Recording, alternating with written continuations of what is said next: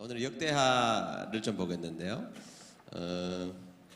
다음 주에는 에스라를 좀 읽어보시면 좋겠습니다. 이렇게 한 성경을 이제 한 주에 이렇게 나가게 되는데요. 이렇게 좀 많은 양을 다루는 많은 왕들에 대한 이야기가 나오는 역대상하, 뭐 열왕기 상하 같은 경우에는 사실은 거기 있는 왕들을 한 주에 하나씩 다 살펴봐야 될 판인데 그냥 이렇게 큰 그림으로만 이렇게 넘어가서 여러분들 성실하게 읽어오셔야 될 이유가 있는 것이고요. 다음 주에는 에스라는 조금 이제 양이 조금 줄어들긴 하지만 어쨌든 그럼에도 불구하고 성실히 읽어오셔야 성경에 대한 이해도가 분명히 높아질 것입니다. 다시 한 번 더 말씀드리지만 지금 개관이기 때문에 개론적인 내용만 지금 여러분들에게 설명하고 있기 때문에 세세한 내용은 읽어오셔야지만 이해가 되고 또 다시 한번 읽으셔야 된다는 것 기억하셔야 됩니다. 우리 지난주 걸 좀 보면요.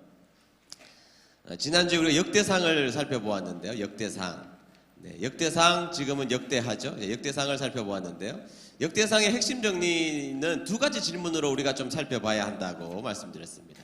역대상의 핵심 정리는 두 가지 질문을 이해하고 있어야 된다는 것입니다. 첫 번째 질문 다 같이 읽어봅니다. 시작. 네, 우리는 누구인가? 나는 누구인가? 우리는 누구인가입니다. 자, 그들의 고민이 무엇이었느냐 하면, 자, 여러분, 그들은 어떤 상황이었어요? 포로기에서 돌아온 상황이었습니다. 포로기에 있었던 사람들은 그들이 하나님 앞에 범죄하여서 그곳에 포로로 잡혀갔다는 인식을 열왕기 상하를 통하여서 하게 했다면, 역대 상하는 포로기에서 돌아온 사람들이잖아요. 포로기에서 돌아오면 모든 것이 다 해결되고 모든 것이 다 좋을 것이라고 생각했는데 그들의 일상으로 돌아온 자리가 여전히 절망스러워 보이는 자리에 그들은 놓여져 있었던 것입니다. 그래서 그들은 도대체 우리는 진짜 하나님과의 어떤 관계에 놓여져 있는 존재인가? 하나님이 우리를 버리신 것은 아닌가라는 심각한 물음 속에 우리는 누구인가? 라는 질문이 있었던 것입니다. 그때 하나님은 너희들은 다윗의 언약궤 백성들이라는 분명한 사실들을 자각시켜주는 장면인 것입니다. 제가 이제 여러분들에게 상황적 설명을 하는 것은요, 이게 참 중요하죠. 여러분, 어떤 사건이 하나 벌어졌을 때, 그리고 우리가 책을 읽는다고 생각해 보세요. 책의 한 문장을 읽었다고 생각해 보면 이 문장을 우리가 정확하게 이해하기 위해서는 이 문장이 있기 이전에 프리테스트가 있어야 돼, 텍스트가 있어야 되고 이 문장을 잘 이해해야 되고 그리고 이 문장이 왜 어떤 상황 속에서 등장했는지 컨텍스트를 이해할 필요가 있다는 것이죠. 그러니까 이 컨텍스트를 이해하지 못하면 이 본문에 나와 있는 몇 줄의 내용을 정확하게 이해하기 어렵다는 것입니다. 그래서 항상 이 상황적 컨텍스트를 항상 우리는 이해하면서 이 본질적 내용들을 바라봤을 때 제대로 이해할 수 있다는 것을 설명드리기 위해서 상황적 설명을 드리는 것입니다. 자, 그들은 포로기에서 돌아온 다음에 여전히 절망적인 상황 속에서 도대체 나는 누구야? 하나님 나 지키고 계셔?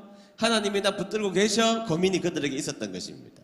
그때 역대 상하의 기자는 여전히 다윗의 백성인 것을, 다윗의 언약 가운데 있는 하나님의 아들, 딸인 것을 성경을 통하여서 증명해내는 장면이 역대 상하에 등장되고 있고요. 두 번째는 그렇다면 나는 무엇을 하며 살아야 되느냐? 그래서 이스라엘 백성들은, 하나님께서 선택한 백성들은 예배 공동체로 살아야 된다. 무슨 공동체로 살아야 된다? 예배 공동체로 살아가야 된다는 것을 이야기해주고 있는 장면을 우리가 본 것입니다. 역대하 이제 보겠는데요. 역대하 이름은 똑같습니다. 뭐 똑같은 책을 나눠 놓은 것이니까요. 똑같은 이름 여러분들이 나와 있는 것을 보면 되고 저자도 역시 분불명합니다. 어떤 학자들은 에스라가 기록했다고 하지만 그것은 조금 그렇게 보기엔 역사적 근거가 부족하다 이렇게 말씀드렸고, 역대하의 기록 연대는 BC 5세기경, BC 언제? 5세기경, 구약성경 가운데 가장 마지막에 기록된 성경이 아마 역대상하가 아닐까 이렇게 추정하고 있습니다. 그래서 기원전 5세기경에 기록된 다음에 예수님이 오시기까지 공백기가 있었죠. 400년 정도의 공백기가 존재하게 됩니다. 자, 역대기의 기록 목적을 한번 보도록 하겠는데요. 한번 읽어봤으면 좋겠네요. 읽어봤으면 좋겠습니다. 다 같이 첫 번째 시작. 포로 귀환 이후 자신들의 정체성을 둘러싼 의심과 갈등에 빠져있는 언약 공동체에게 하나님의 백성의 참 정체성이 무엇인지를 가르쳐주기 위함이다. 그러니까 하나님 속에 있는 사람들이라는 거예요. 비록 그들의 인생은 고난과 어려움이 있지만 비록 어려움과 고난 때문에 하나님이 보이지 않는 것처럼 안개와 같이 자신의 인생과 영혼이 다 막혀 있는 것처럼 분명하게 느껴지는 상황이지만 아니라는 것이죠. 하나님의 돌보심이 있는 백성들이다라는 것을 이야기해주고 있는 것입니다. 이게 첫 번째죠. 자, 두 번째 다 같이 읽어봅니다. 시작.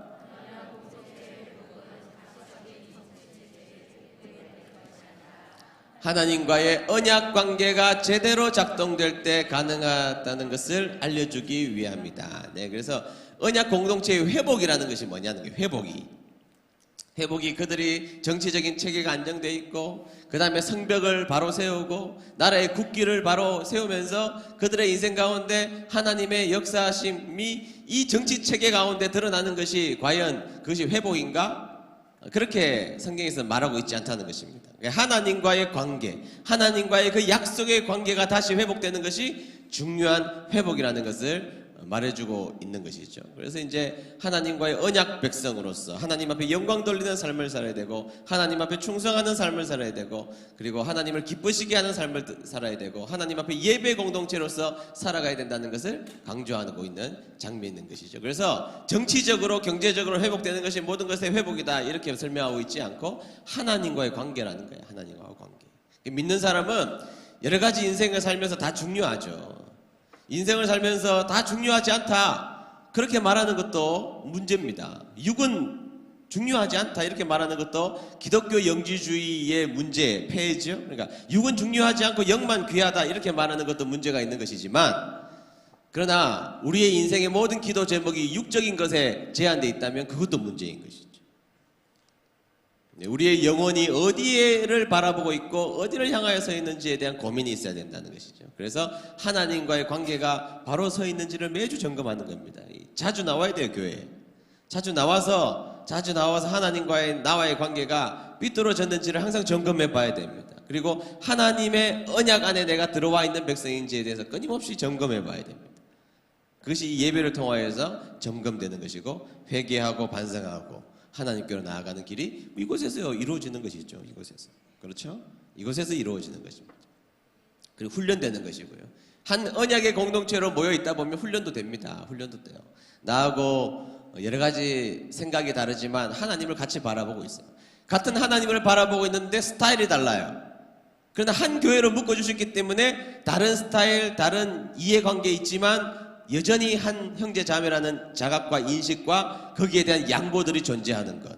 그런 것이 바로 믿음의 언약 공동체에서 이루어져야 될 내용들이죠. 여전히 죄성이 강한 우리들은 서로에게 실망할 수 있지만 그 실망을 사랑으로 얼마나 극복하고 노력해서 하나를 이루어가는지 끊임없이 노력하는 것. 그것이 바로 언약 공동체가 해야 될 책임 중에 하나인 것입니다. 그것은 분명하게 다시 말해서 하나님과의 관계가 잘 되어야 그 수평적 관계도 따라올 수 있다는 것입니다. 하나님과의 관계가 잘 되면 수평적 관계도 따라오게 되어 있는 것입니다. 한번 따라하겠습니다. 하나님과의 관계가 잘 되면 수평적 관계도 잘 된다. 아멘. 네, 하나님의 은혜, 큰 은혜를 한번 받아보세요. 용서 못할 일이 뭐가 있습니까? 그렇죠? 큰 은혜를 한번 받아보십시오. 큰 은혜를 받아보면 이해하지 못할 사람이 세상에 어디 있어요?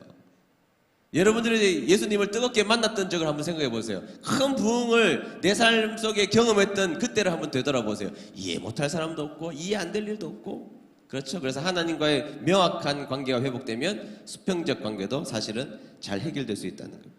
자, 세 번째 그래서 다 같이 읽어봅니다. 시작. 언약 관계는 성전을 중심으로 하나님께 참된 예배와 기도가 드려질 때 가능하다는 것을 보여주기 위함이다. 그래서 그 언약 관계는 우리가 성전 중심의 신앙을 가져야 된다는 것입니다. 항상 제가 강조하지만 구약 시대에는 성전 중심이고 신약 시대에는 성전 중심이 아닙니까? 아닙니다. 구약 시대도 역시 성전 중심이고 신약 시대에도 역시 하나님의 말씀이 선포되는 예배당 중심, 성전 중심의 신앙을 가져야 한다는 것입니다. 요즘에는 이제 교회를 가르쳐서 제가 항상 하는 이야기지만 믿는 자들의 부르심을 받은 자들의 모임 이렇게 자꾸 강조하다 보니까 우리가 이렇게 모이는 이 교회에 대해서 이 성전에 대한 개념을 자꾸 약화시키는 경향이 강합니다. 그래서 그냥 믿는 사람이 모인 곳은 그냥 그것이 교회이지 않느냐. 네, 그 말은 1차적으로 맞아요. 1차적으로 맞아요. 1차적으로 여러분들이 커피숍에서 믿는 자들이 모여서 그곳에서 기도를 한다고 하고 그곳에서 하나님 말씀을 나누고 사랑방을 하면 그것은 교회죠, 교회. 부르심을 받은 자들이 모여있는 교회입니다. 그것을 저는 부인하지 않아요. 그런데 그것도 교회고 그것도 의미가 있는 것이지만 하나님이 성전을 통하여서 믿는 자들이 마가 다락방에 모여서 그리고 교회를 세워서 에베소 교회, 빌라델피아 교회, 교회를 세워서 그곳에 모여서 하나님 앞에 예배드린 그 자리 또 역시 큰 그림 속에서는 더 명확한 교회인 것이 있죠. 그래서 이제 자꾸 믿는 자들의 모임을 교회라고 설명하기 시작하자 하나님의 교회 이렇게 모여있는 우리 은혜드림교회처럼 예배드리는 이 예배 공동체가 자꾸 약화되기 시작하는데 그건 저는 큰 문제라고 생각합니다. 그래서 이 교회 성전을 중심으로 신앙생활하는 것은 굉장히 중요하다는 것을 기억해야 됩니다. 교회 사랑해야 돼요. 교회 안 사랑하는데 믿음이 좋다 그건 거짓말입니다. 교회 사랑하는 하나님 사랑하는데 교회 사랑 안 한다? 그거는 종교개혁자들도 거짓말이라고 인정했습니다. 그렇게 똑똑했던 종교개혁자들도 그 거짓말이라고 인정했어요. 하나님 사랑하는 자들은 교회를 사랑하게 되어 있어요.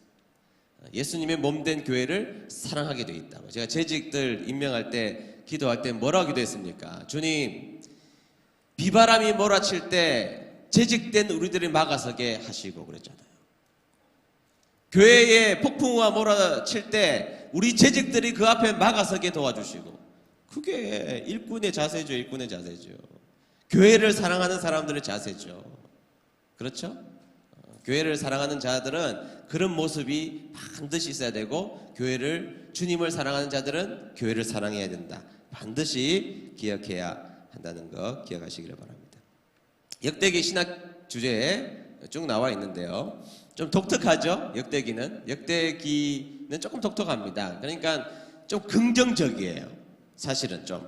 그러니까 완전히 부정적인 북이스라엘은 제외시켜 놓고 그리고 다윗과 솔로몬도 좋은 점을 많이 기록해 놨어요.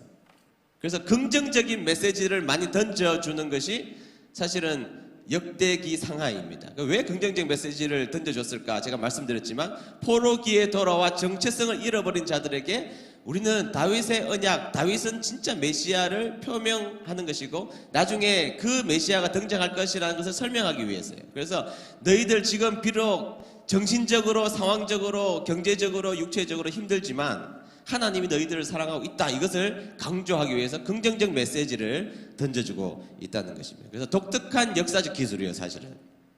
그래서 이 역대기상하는 독특한 역사적 기술을 하고 있다는 것을 기억해야 한다는 것입니다. 좀 편향되어 있다, 뭐 이렇게 보는 사람 학자들도 있어요. 약간 우파적이지 않냐, 뭐 이렇게 보는 분들도 있고, 약간 이스라엘 중심적이지 않냐, 뭐 이렇게 보시는 분이 많지만, 그러나 제가 항상 강조하지만 이 컨텍스트가 중요하다. 상황이 어떤 상황에서 이 말씀이 기록되었는지가 중요하다는 것입니다. 그래서 여러분 여기에 보면 솔로몬도 사실은 솔로몬이 악한 왕이죠 나중에는. 근데 솔로몬의 귀한 성전에 대한 건축에 대한 이야기를 하면서 그가 올려드렸던 기도를 가장 중요한 기도로 묘사하고 있습니다. 또 실질적으로 중요한 기도고요. 자, 솔로몬의 기도를 한번 다 같이 읽어보도록 하겠습니다. 20절 먼저 읽고 21절 읽겠습니다. 시작.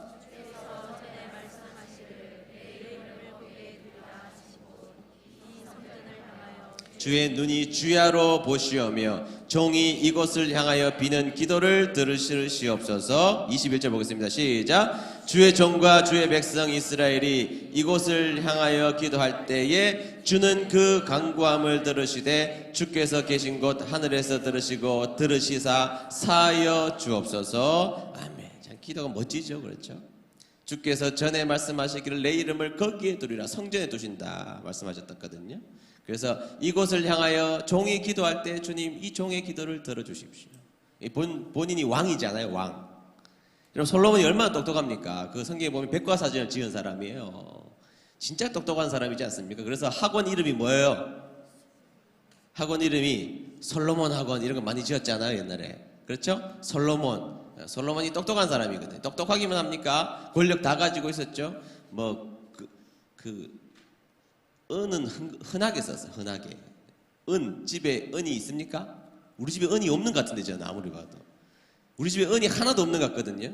금은 뭐 반지 14K 있긴 하지만 은은 하나도 없습니다. 하나도 없는데 은을 그 돌처럼 흔하게 썼던 사람이니까. 그러니까 뭐 돈도 많았고 뭐 머리도 좋았고 하여튼 뭐 다 가지고 있는 사람입니다. 다 가지고 모든 것을 가지고 있는 사람입니다. 부인도 되게 많았잖아요. 부인도 되게 많았거든요. 부인도 뭐 엄청나게 많았잖아요. 부인인지 어떻게 알았을까? 그 입은 옷 보고 알았지 않겠습니까? 그러니까 내 부인이다. 이거는 지나가다가 보면 부인 옷을 입으면 부인인 거예요. 그만큼 부인도 많았고 모든 것을 가지고 있었던 이 사람도 자신이 하나님 앞에 서 있을 때 종이라고 인식하잖아요. 종. 굉장히 중요한 겁니다. 우리가 하나님 앞에 하나님의 아들이죠. 믿습니까? 하나님의 아들인데 또 하나의 지위가 있다면 우리는 하나님의 종입니다. 우리가 뭐라고요? 하나님의 종정신이 있어야 돼요. 종십이 있어야 된다. 종십이. 종정신이 있어야 된다. 우리는 종이다. 주님이 시키면 해야 된다. 그 정신이 있어야 된다는 거죠. 그런 기도하는 겁니다. 종이 주님께서 약속하신 것처럼 종이 기도할 때, 성전을 향해서 기도할 때 하나님 들어주시고 죄를 사하여 주십시오. 거기에 대한 하나님의 응답이 나오죠. 응답이. 네, 중요한 여러분 잘 알고 있는 말씀 중에 하나입니다. 14절 읽겠습니다. 시작. 내 이름을 일컫는 내 백성이 그들의 악한 길에서 떠나 스스로 낮추고 기도하여 내 얼굴을 찾으면 내가 하늘에서 듣고 그들의 죄를 사하고 그들의 땅을 고칠지라. 15절 시작. 이제 이곳에서 하는 기도에 내가 눈을 들고 귀를 기울이리니. 16절 이는 내가 이미 이 성전을 택하고 거룩하게 하여 내 이름을 여기에 영원히 있게 하였음이라. 내 눈과 내 마음이 항상 여기에 있나이다. 아멘. 네, 이게 성전을 향하여서 주님 주신 약속입니다. 솔로몬이 뭐라고 그랬습니까? 내가 이 종이 성전을 향하여서 기도할 때 하나님 들어주십시오. 그렇게 기도하자 하나님께서 이렇게 응답 주신 겁니다. 악한 길에서 떠나 우리가 해야 될 사명도 있습니다. 주님의 이름을 부르는 사람이 악한 길에서 떠나 스스로 겸비하게, 스스로 낮추고 주님을 찾으면 하늘에서 듣고 그들의 죄를 사하고 그 땅을 고쳐주신다는 거예요. 하나님께서 문제도 해결해 주신다는 거예요. 그리고 성전에서 하는 기도를 하나님이 귀를 기울여 주신다는 겁니다. 그리고 이미 이 성전을 택하여 거룩하게 하여 내 이름을 여기에 영원히 있게 하였습니다. 내 눈과 마음이 항상 어디 있다고요? 여기. 주님의 눈과 마음이 어디 있다고요? 성전에 있다고요. 성전에. 그러니까 여러분 이 성전을 사모하고 성전에 나오기를 기뻐하는 여러분 되시기를 주의 이름으로 축복합니다. 여기 주님이 계신단 말이에요. 주님이 여기 계십니다. 네. 그 다음 보겠습니다. 이제 왕들에 대한 평가. 자, 아까 전에 기도에 대한 이야기를 하면서 하나님은 성전을 어떻게 평가하느냐에 따라서 그 사람을 좋은 왕으로 나쁜 왕으로 인정했다는 것이고요. 자, 왕들에 대한 평가를 좀 보겠습니다. 네. 그 밑에 보면 기준이 뭐냐 하면 다윗의 표준에 맞춰 살았는가. 다 같이 읽어봅니다. 시작. 네, 다윗의 표준에 맞춰 살았는가. 여러분 다윗이 뭘 제일 잘했습니까? 다윗이 제일 잘한 일이 뭐예요?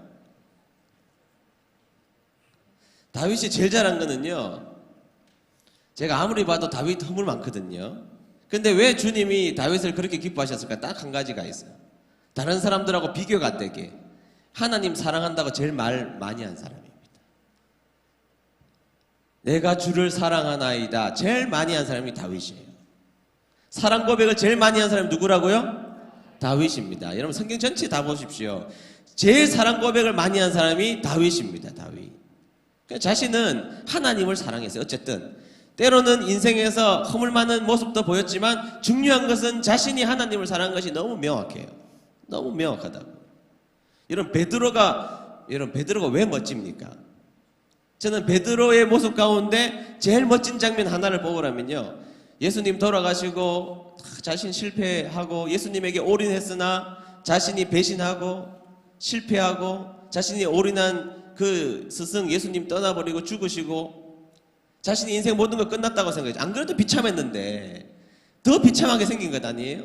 그런데 배를 타고 물고기 잡으러 나갔다가 저기 주님이라고 그랬어. 누가? 저기 주님, 저기 계신 분이 우리 주님이야 하니까 베드로가 옷 다 벗어버리고 그 배에 내려서 첨벙첨벙하면서 막 주님 앞에 달려가는 모습이 저는 제일 은혜스러워요.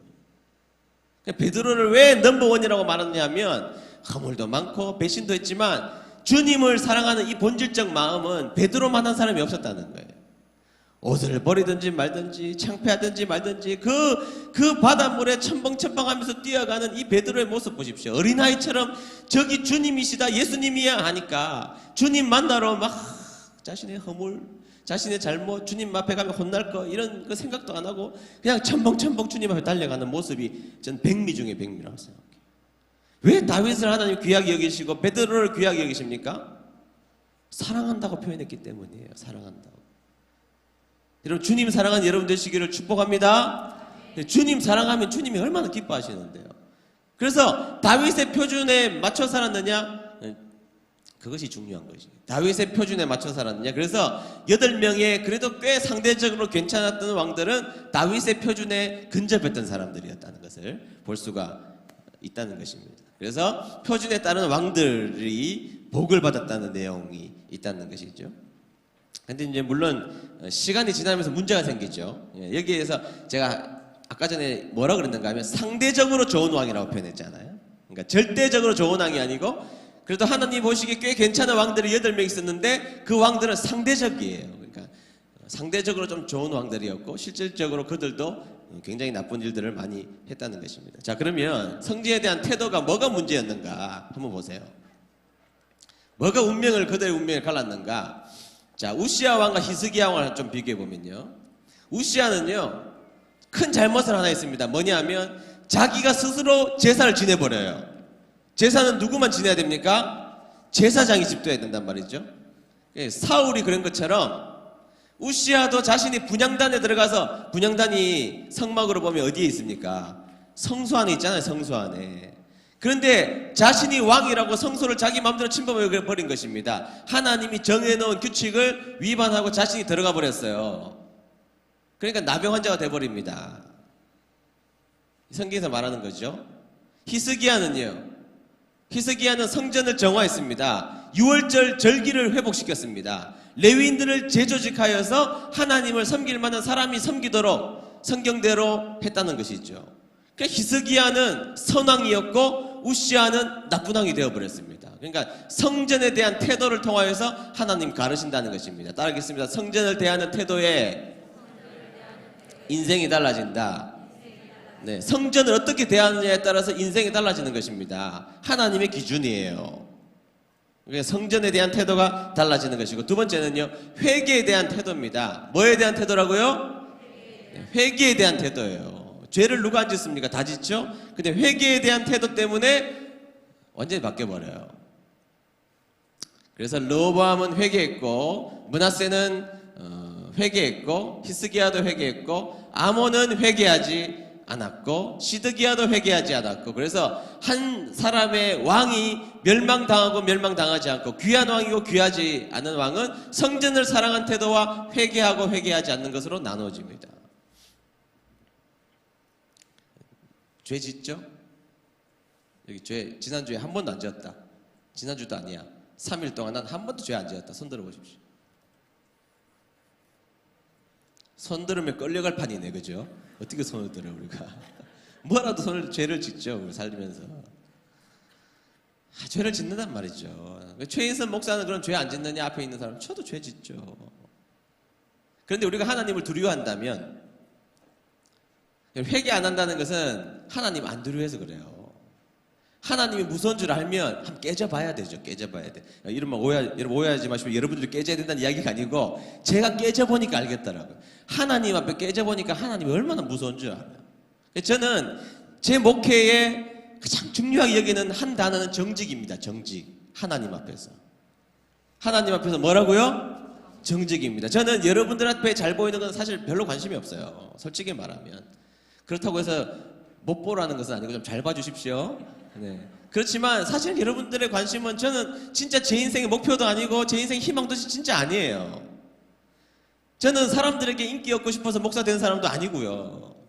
근데 저는 제 인생의 유일한 관심은 제가 깨져보니까 하나님 앞에 정직입니다. 정직.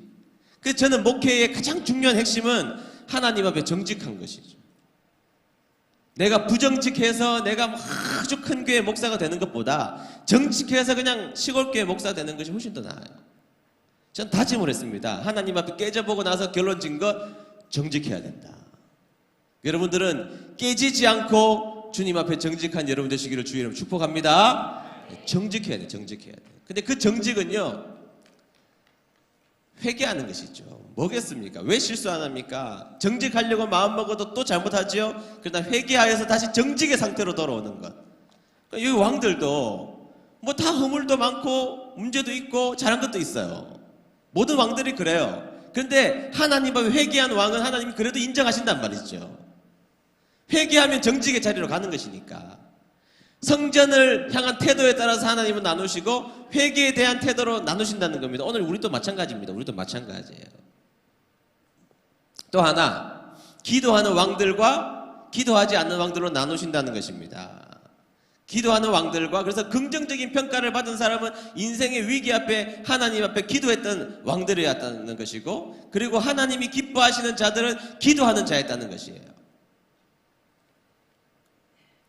네, 지금 이제 소개하는 게 다 그런 내용들이죠. 네, 기도하는 것입니다. 네, 그래서 이런 기도의 사람들을 하나님 기뻐하신다는 것입니다. 자, 다시 한 번 더 정리하겠습니다. 첫 번째는 성전을 대하는 태도입니다. 따라하겠습니다. 성전을 대하는 태도. 네, 성전을 대하는 태도에 따라서 왕이 달라져요. 또 하나는 회개입니다. 회개. 뭐라고요? 회개. 마지막 세 번째 기도입니다. 뭐라고요? 기도. 이 세 가지가 중요하다는 거예요. 세 가지. 역대하를 공부하면서 우리가 알아야 될 중요한 이 포인트는 이 세 가지입니다. 성전을 여러분들이 오늘 어떻게 생각하고 있는지 생각해 봐야 돼요, 오늘을. 자, 그리고 우리 인생 가운데 정직하여서 하나님 앞에 회개하는 인생인지를 생각해 봐야 됩니다. 회개는 저 사람이 한다고 이야기하죠. 저 사람이 해야 된다고 이야기하지 말고 내가 해야 돼. 내가. 그 다음에 세 번째, 뭐 하는 사람? 기도하는 사람. 답답한 분들이 계시는데 분명히 기도해야 되는데 기도 안 해요. 저분은 기도 안 해도 될 것 같은데 기도해요. 이 기도에 빈익빈 부익부가 있어요. 기도에 빈익빈 부익부가 있다. 심각하다고요. 경제적 차익, 빈익빈 부익부, 이게 문제가 아니고 제가 보기에 기도의 빈익빈 부익부 상태가 지금 심각해요. 심각해요. 어떤 분들은 기도가 막 쌓여져 있어서 위대한 기도의 사람이 되어가고 있는데 분명히 기도하면 살아나는데 기도 안 해요. 기도 안 해. 참 심각합니다, 여러분. 여러분 어디에 속해 있는지 생각해 보셔야 돼요. 기도를 쌓아놓고 있습니까? 아니면 여러분들 기도가 없어서 맨날 빌리는 기도하죠. 맨날 빌리는. 다른 분들이 도구한 기도 때문에 살아가는 분들. 나는 기도도 안 해. 맨날 마이너스 기도 통장이 계속 늘어나요. 언제 갚을 겁니까? 꼭 이런 분들은 또 한 번씩 몰아서 하지. 몰아서 금식 기도원 가가지고 또 막 3박 4일씩 금식하고 막 40일 금식한다고 들어가고. 그것도 의미가 있지만 기도도 빈익빈 부익부 자꾸 문제가 생겨요. 너무 차이가 벌어져요. 지금 시간이 지나면서. 시간이 지나면서 계속 벌어집니다. 여러분 시간을 정해놓고 하나님 앞에 기도하는 백성들 되시기를 주의 이름 축복합니다. 정하지 않으면 기도하지 않습니다. 약속하지 않으면 기도하지 않아요. 우리는 그렇게 영적인 사람들이 아닙니다. 기도하는 사람을 하나님 기뻐하시는 왕들도 기도하는 왕들을 하나님 기뻐하시잖아요. 여러분 기도하는 백성들 되시기를 주의 이름으로 축복합니다.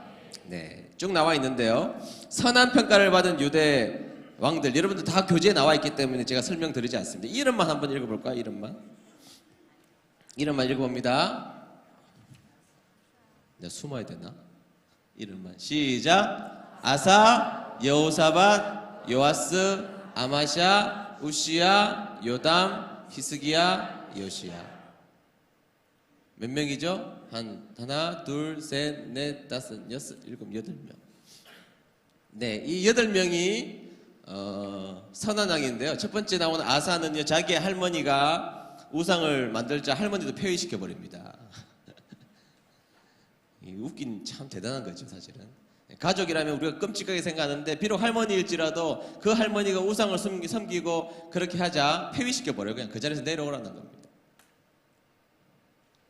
여러분 3대 선왕 그러면 자 여기에 나와 있는 왕 가운데 다시 3명을 추려라. 자 성경 퀴즈에 나올 수 있죠. 3명을 추려라 그러면 누구냐면 여호사밧, 히스기야, 요시야입니다. 다 같이 읽어봅니다. 시작. 여호사밧, 히스기야, 요시야. 이 3명이 3대 선왕이에요. 체크를 해놓으시면 되겠죠. 3대 선왕 히스기야, 여호사밧, 요시야. 여호사밧, 히스기야, 요시야. 네. 제가 다시 한 번 더 이야기하지만 선한 평가를 받았지만 상대적이에요. 사실은 이 세 가지 기준에서 이 사람들은 선한 왕이었지만 그러나 이 사람들도 잘못이 있었습니다. 다윗이 잘못한 것처럼 이 사람들도 잘못이 있었습니다.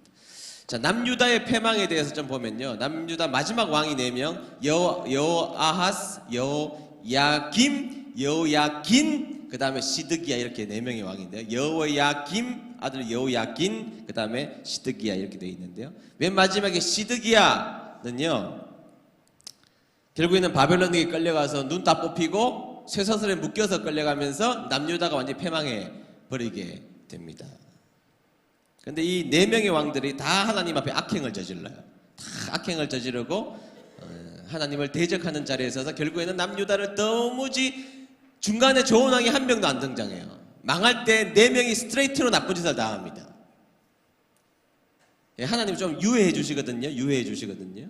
저는 하나님을 경험해 보니까 유해를 해 주시더라고요. 제가 하나님 앞에 두들겨 맞은 적은 있지만 두들겨 맞은 것을 지금 나중에 생각해 보니까 유해를 많이 해 주셨더라고요. 이렇게 말하면 또 여러분들이 우리 목사님 무슨 죄를 저질렀을까 뭐 이런 생각하시는 분이 계시는데 뭐 저는 제가 항상 하는 거지만 저는 쫄보라 가지고 그렇게 여러분이 생각하는 것처럼 그렇게 죄를 지을 수 있는 사람이 별로 아니에요. 겁쟁이거든. 그런데 어쨌든 하나님이 깨트리신 것을 알죠. 제 교만을 깨트리신 것을 알죠. 분명하게 아는데 그런데 유해해 주신 것을 제가 알아요. 그런데 보세요. 지금 남유다가 망할 때는요. 4명의 왕이 스트레이트로 잘못한다고요. 그런데 잘못하고 나서 뭐가 문제가 생기느냐? 성전 기구가 다 약탈당해요. 교회가 망가진다고요. 교회가. 보세요. 교회 사랑하면 하나님 복을 주시죠. 본인이 잘못하면 교회가 망한다고요. 무서운 이야기입니다. 그래서 이 스트레이트로 유예를 하시다가 도저히 안 돼서 이제 결국엔 남유다까지 패망하게 되고 만다는 것입니다. 예레미야의 경고도 무시하고 그러다가 바벨론 잡혀가고 눈 뽑히고 무슨 짓입니까? 무슨 짓이. 유예하실 때 빨리 회개하고 돌아서 해야 되는데 그렇지 못했다는 것입니다. 역대기의 신앙적 교훈을 보면 그럼에도 불구하고 여러분 역대기의 가장 중심적인 주제를 저보고 한 단어로 뽑으려면 저는 기쁨이라고 뽑겠어요. 뭐라고 뽑겠다고요? 기쁨. 네, 제가 뭐 이렇게 이야기해서 여러분들이 안 좋은 왕들의 스트레이트로 나왔다 이렇게 말하지만 죄가 훨씬 많지만 하나님의 그 죄를 덮으시는 은혜가 훨씬 더 컸고 그래서 이 역대기에는 기쁨이라는 이야기가 많이 나와요. 기뻐하였노라. 주님이 기뻐하셨다. 기쁨에 대한 이야기가 생각보다 많이 나옵니다. 그 이야기는 우리의 죄를 뛰어넘으시는 하나님의 은혜가 우리를 덮고 있다는 겁니다. 자, 여러분, 하나님의 은혜가 여러분들의 죄보다 크시니까 지금 우리가 살고 있는 것 아니겠습니까? 여기에서 아멘 안 하면 다시 한번 하겠습니다. 여러분, 우리의 죄보다 하나님의 은혜가 더 크다는 것, 그래서 우리가 살고 있는 거 아니겠습니까? 아멘이시죠. 아멘이란 말이죠. 주님의 은혜가 훨씬 더 크단 말이에요. 그래서 여러분 역대기 상하에는 인간의 허물과 잘못이 많지만 주님이 약속하신 그 은혜가 훨씬 더 커서 기쁨이 강조되어 있어요. 기쁨이 강조되어 있어요. 그래서 기쁨으로 하나님의 말씀을 기쁘게 듣고 기쁨으로 기도해야 되고 기쁨으로 찬양해야 되고 기쁨으로 헌신하고 봉사해야 된다는 것이 바로 역대기의 신앙적 교훈이라는 것입니다. 신앙적 교훈이에요. 결론을 좀 지어보면요. 역대기의 신앙적 교훈. 역대기의 신앙적 교훈을 좀 결론 지어서 보면 하나님께서 우리를 지키신다는 것, 네, 분명한 사실입니다. 그것 때문에 기뻐한다는 것이죠. 자, 우리 인생의 모습과 모양과 상관없이 여전히 하나님의 은혜가 우리를 뒤덮고 있기 때문에 기뻐하는 것이죠. 그런데 하나님의 기쁨이 되기 위해서 그러면 우리는 성전 중심의 신앙생활, 정직하기 위해서 회개하고 기도하는 인생으로 인생을 살아갈 것을 주님께서 우리에게 명령해 주고 계신다는 것이 역대기의 신앙적 교훈입니다.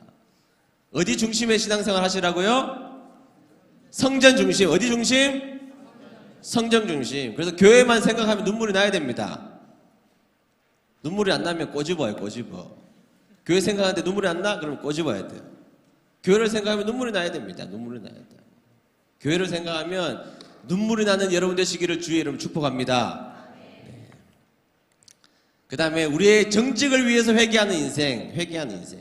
그 다음에 하나님 앞에 기도하는 인생.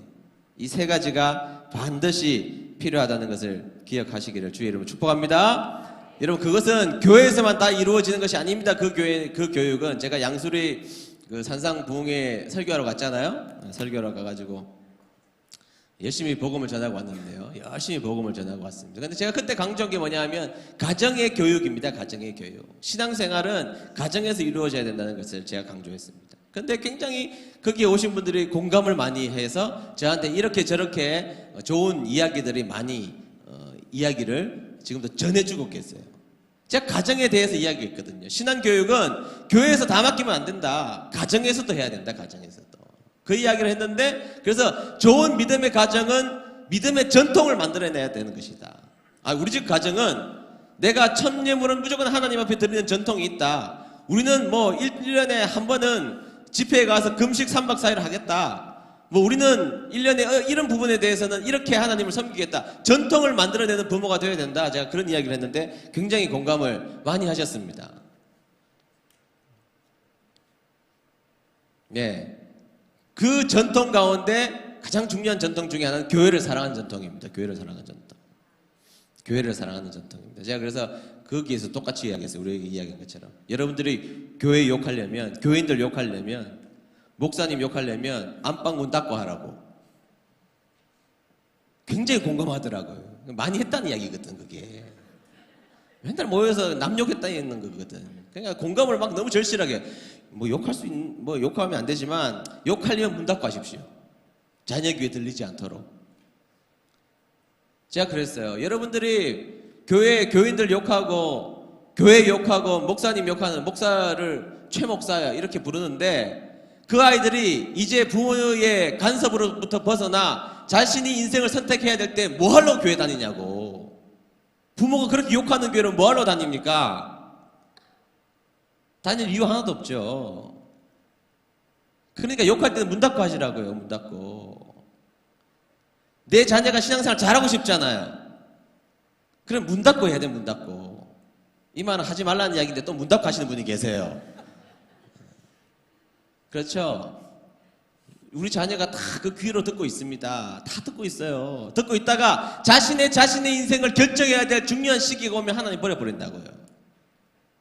성전 사랑 안 하면 교회를 생각하면 부모님 눈물 뚝뚝 흘리고, 교회 와서 무릎 꿇고 기도하고, 교회 구성원들을 보듬어 안고, 그 모습을 본 자녀들이 인생에서 방황좀 할 수 있는데 나중에 교회로 돌아온단 말이죠. 우리 부모님이 왜 교회를 그렇게 사랑했을까?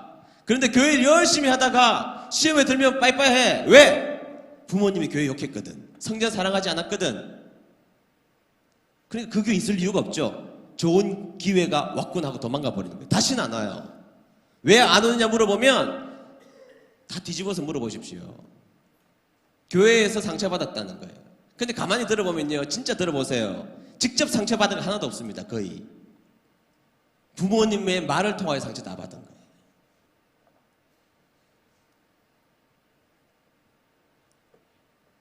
그러니까 주님 앞에 성전을 사랑하는 여러분 되시기를 주의 이름 축복하고, 주님 앞에 정직하시기를 축복하고, 기도할 때를 찾아서 기도하는 여러분 되시기를 주의 이름으로 축복합니다. 우리 찬양 부르겠습니다. 나는 예배자입니다. 우리 찬양 부르고.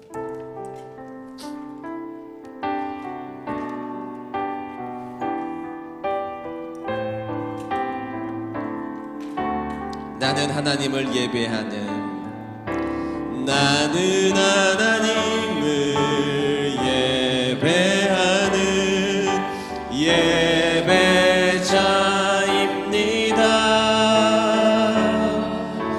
내가 서 있는 곳 어디서나 하나님을 예배하는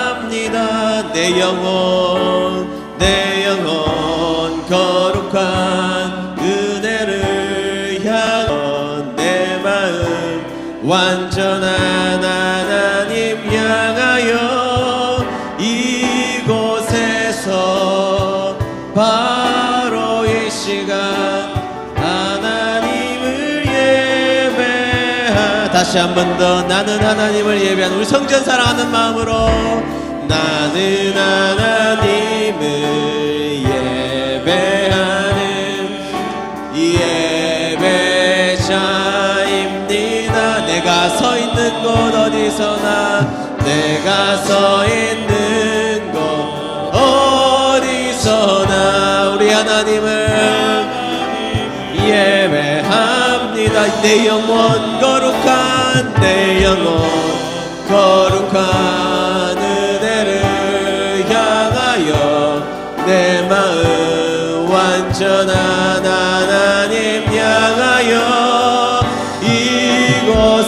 이곳에서 바로 이 시간 하나님을 예배. 내 영혼 거룩한 은혜를 내 영혼 거룩한 은혜를 향하여 내 마음 완전한 하나님 향하여 이곳에서 바로 이 시간 하나님을 예배합니다. 이 시간 우리 머릿속에서 기도할 때에 하나님 우리가 성전을 사랑하는 마음을 허락해 주십시오. 하나님 정말 하나님 사랑하는 건 너무 분명하고 은혜 드림 교회 사랑하는 건 너무 분명한 사실인데 하나님 이 은혜 드림 교회 같은 구성원들을 사랑하는 마음도 동일하게 우리에게 주셔서 몸된 교회를 사랑하는 마음 허락해 주시고 하나님 나로 말미암아 내 입술에서 나오는 그 말미암아 그 말이 권세 있게 도와주셔서 나의 자녀들이 내 주위에 있는 교회 성도들이 힘을 얻고 주님 앞에 나아갈 수 있는 진정한 삶을 하나님 앞에 예배드리는 삶의 예배자가 되고 싶습니다. 하나님 우리 가운데 정말로 교회를 사랑하는 마음 그리고 회개하여 주님 앞에 정직한 마음 허락하여 주시고 하나님 시간에 따라서 하나님 앞에 기도하기로 작정하는 저희들 될 수 있도록 도와주셔서 하나님이 오늘날 누구를 통하여서 일할까 고민하시다가 은혜 드림 교회 성도를 보고 많은 일들을 주시며 주님의 위대한 역사를 이끌어 가시는 귀한 역사의 주인공 되게 해달라고 우리 주님의 이름을 세워 부르고 우리 합심하여서 뜨겁게 기도하도록 하겠습니다. 주여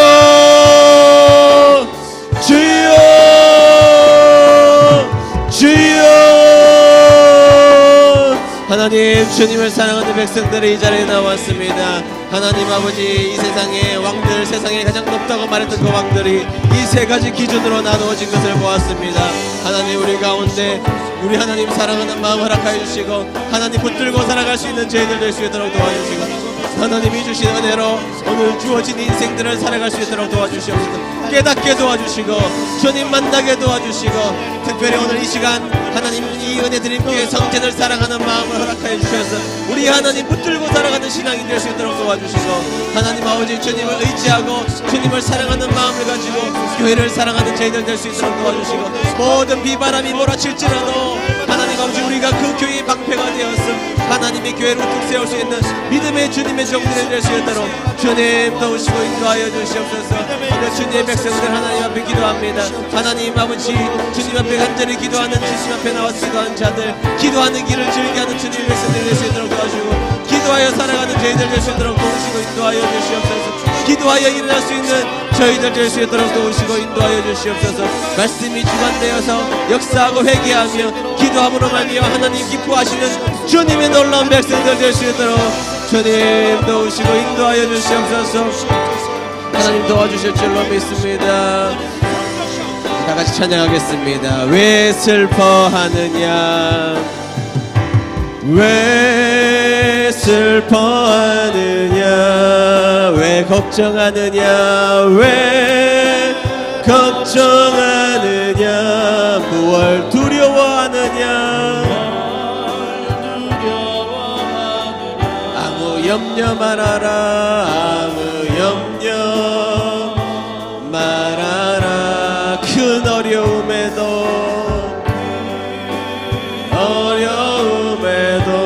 아픔이 있어도 큰 아픔이 있어도 이젠 아무 걱정하지마. 우리 주님이 오늘 여러분들에게 말씀하십니다. 내가 널 붙들어 주리. 널 붙들어 주리. 내가 너와 함께, 내가 너와 항상 함께 하리라. 내가 너를 지키리라. 아멘. 실망치 말고 나를 보아라. 나는 너의 하나. 다시 신앙 고백을 담아서 뜨겁게 한번 찬양하겠습니다. 왜 슬퍼하느냐, 왜 슬퍼하느냐, 왜 걱정하느냐, 왜 걱정하느냐, 무얼 두려워하느냐, 아무 염려 말아라.